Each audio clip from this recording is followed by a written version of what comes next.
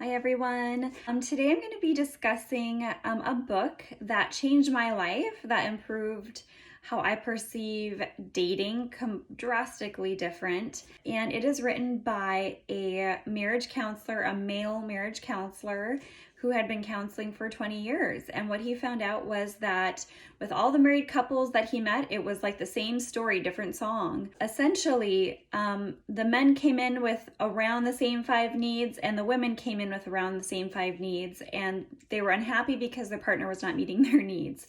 Just to break it down.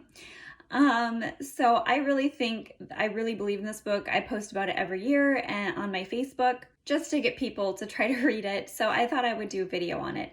And that book is His Needs, Her Needs. This is the older version that says Building an Affair-Proof Marriage. The newer one I'll post up here. And it is His Needs, Her Needs, How to Make a Marriage That Lasts. And so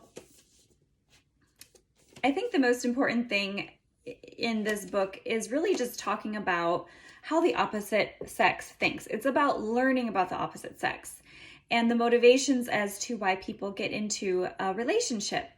And what you learn reading this book is that men and women have completely different reasons for getting into a relationship.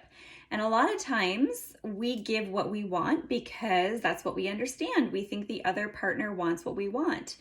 And that's where kind of the disconnect happens, is that women do gestures to men, the things that they would appreciate, the men have no appreciation for because that's not how they think. They're not trying to be rude.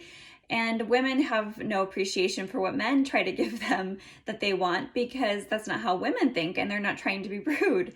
And so this book is really just about bridging the gap. I just think there's so many people that if you just learn about the opposite sex, this isn't just for marriage.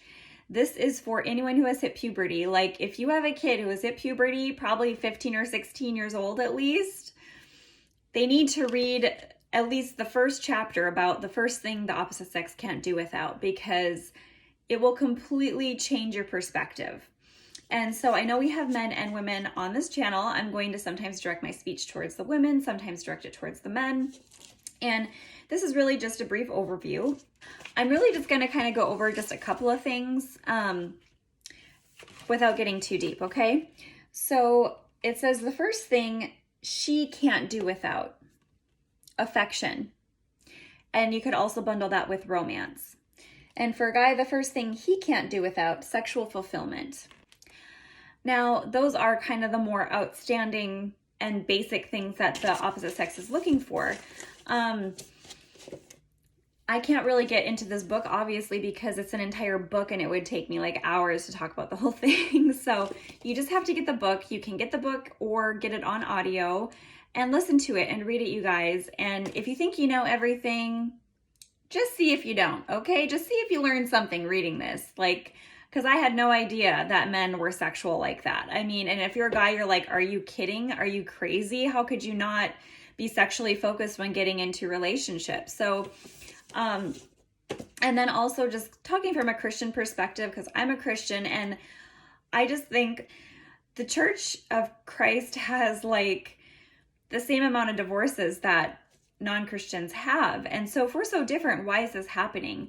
I mean, you could say, oh, he's such a godly man or she's such a godly woman, but that person, even if they're godly, may know absolutely nothing about the opposite sex. And the Bible doesn't teach on it very deeply. It kind of brushes on it in some sections about in Ephesians. I think it's Ephesians when they talk about husbands and wives, but they don't really go into it, and there's so much more that the Bible honestly just doesn't go into that describes the difference between men and women. I mean, I don't know. It's just not the focus of the Bible, to be honest. So just take some advice from a marriage counselor, get the book. And if you're a woman, you should read the sections about what the man needs. And if you're a man, you should read the sections about what the woman needs. And if you think this guy is crazy, if you think he really doesn't know what he's talking about, then ask your partner, is this true? And have a discussion about it. this book will change the way you think about dating. It will change your outlook on life, and you will think, is it worth getting married?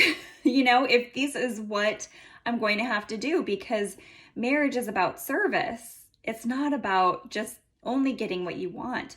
It's about two people willing to serve one another in the way that that other person needs, not in what you need, but what each other needs.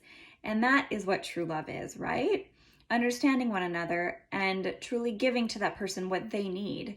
And so anyways, I hope you guys are all blessed with this book. I hope you all listen to it, read it.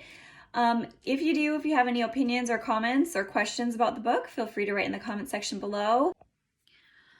Another book I would recommend to absolutely anyone who's hit puberty, male or female, would be She Comes First. It is a book that describes the female anatomy and how a woman obtains an orgasm through oral stimulation. So I'm not even going to get into that book, but what I do want to say is that a lot of women, especially Christian women, do not know their bodies. They know nothing about sex when they get married. They're told never to have sex and just stay away from sexual things until you're married. And that's very easy for a woman to do, and she prides herself on that, but that is not a challenge for a woman at all. What's a challenge for a woman is to understand sex, and how are we going to be a blessed people unless we can understand one another? And sex is the main difference between being married and not married. So in a Christian perspective, it's the only difference almost in a Christian perspective. So how are we preparing women and men when men have no idea about a woman's sexuality and women have no idea, and they're having sex and it's not working, and neither of them know why?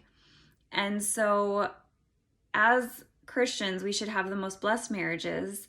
And so I encourage you, whether you're male or female, to listen to the book, to read the book, even just spot read it, whatever chapter you want to listen to. I hope you guys are all blessed with this book. I hope you all listen to it, read it. If you have any opinions or comments or questions about the book, feel free to write in the comment section below.